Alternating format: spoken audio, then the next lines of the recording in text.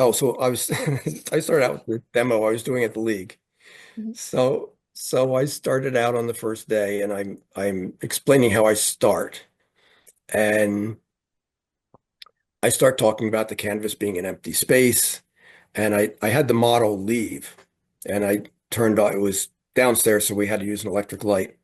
I turned the light off and I said, this is how your painting develops. This is how your subject matter develops. I said, first you have this empty space. I said, it's very much like the creation story in the Bible. You start out with a void. You start Mhm. out with nothing. And it's not a flat void. It's a void. It's an empty space. So if you think of your canvas as this big empty space, and then God separates the light and the darkness, and you turn the light on, and there's light flowing into that space. And I said, now you have light and space. And then I had the model come. I said, God created the animals and the trees. And I had the model take the model stand.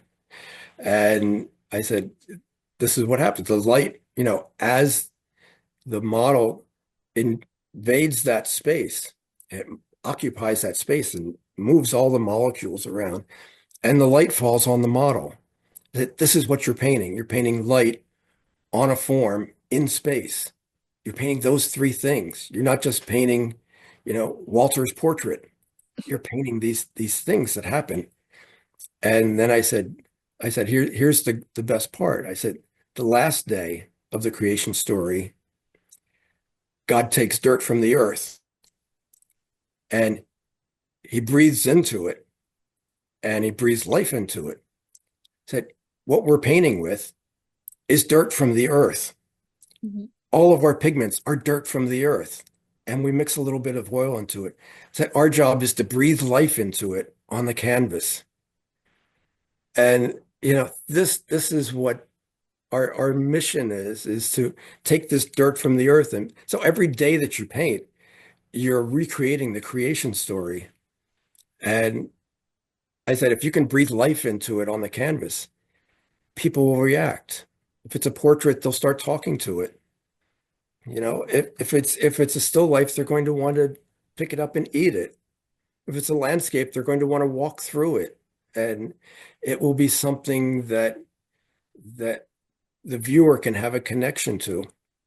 So I was talking like this for 45 minutes before I ever touched the canvas. And they sat there listening, and there must have been 200 students, and some of them were from my class, but some were from other parts of the league. And I started just after lunch, so I thought, well, they'll listen to 5 minutes and they'll go back to their class. And they didn't. They all sat and watched.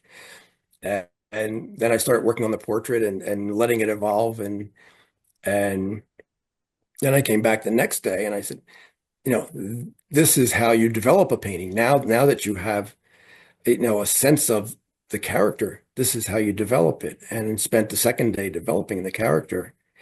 And I was just sort of lost in the painting.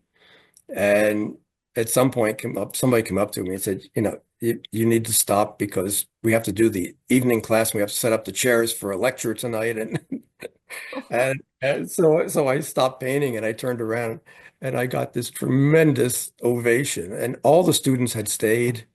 They had given up 2 days of their own painting to watch this. And it was a joy to do it. And so I went down, I told Ira, I said, Ira, it worked out okay. I said, now can I have my studio back? I want my skylight back. Yes. But that idea of light and form and space is so powerful. And it's the one thing that I found most difficult about teaching was to teach people how to see because they think they see somebody wearing a red sweater Mhm. and they start painting somebody wearing a red sweater and they've taken no notice of the light, they've taken no notice of the space, they're only seeing the form. And I said, you're seeing the easiest thing. The form is easy to see because the light is uh, exposing the form for you. You're seeing the light and the shade. It tells you what the form is. But the light is so incredible. It has a character of its own. I said, imagine if we had the same model and we stayed here for 24 hours and we painted here with the skylight until it got dark. And then we decided, oh, we want to keep painting through the evening. And you turn on an electric light, even if it's coming from the same direction, it's a different kind of light. It has a different quality, a different character. And then, it, if we get into the late night and I turn out all the lights and we paint by moonlight. And it's the same model, the same person in the same pose, wearing the same costume. Now we're painting moonlight and it has another quality of its own. So, the model has a character, the light has a character. And then I said, we haven't even gotten to the space yet. And the space has a character of its own.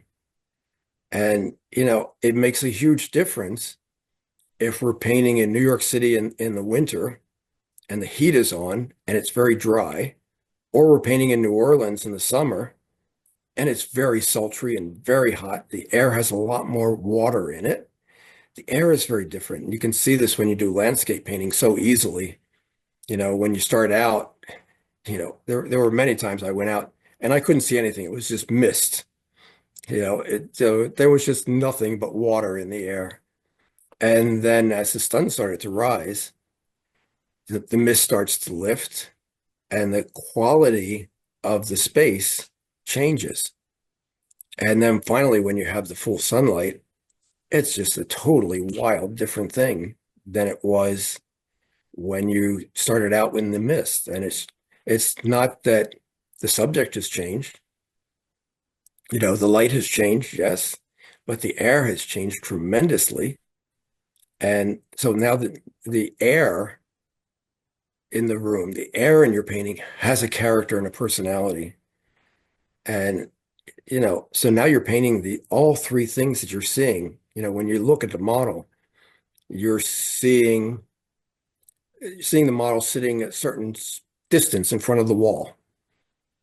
So if she's 3 feet in front of the wall, then you see the light passing behind and coming out on the shadow side of the head, and it's quite beautiful.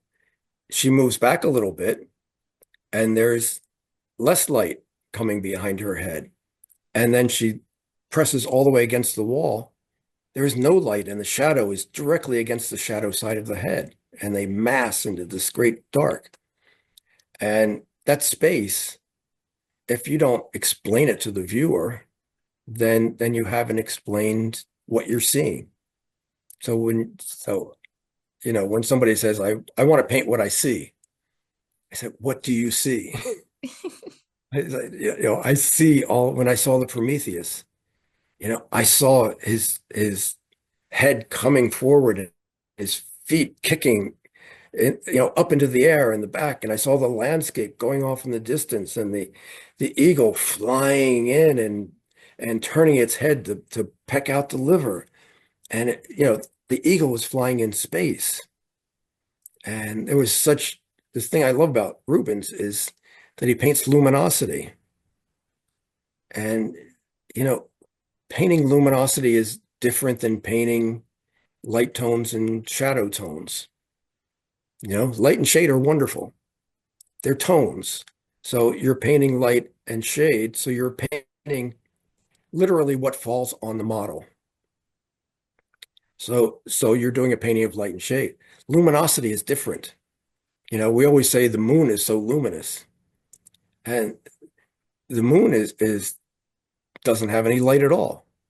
You have the sun falling on the moon.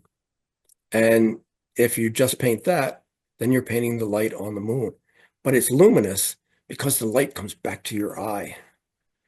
And the fact that the light comes back to your eye is what makes Rubens so much different than the entire 19th century.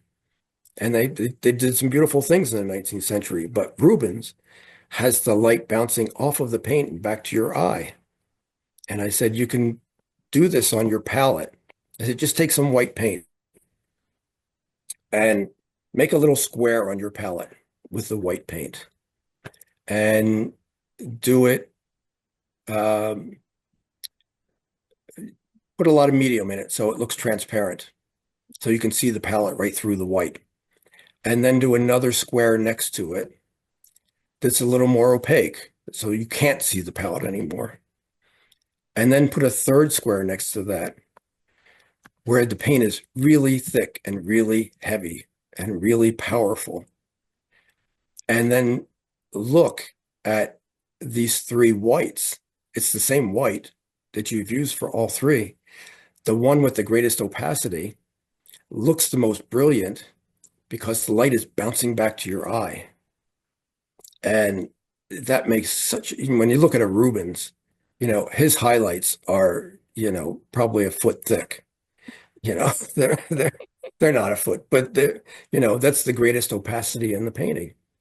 And and when you're looking at the Prometheus, you can see these tones. And I love, once I understood this, um, he would paint from light to dark, and he would go from opacity to transparency.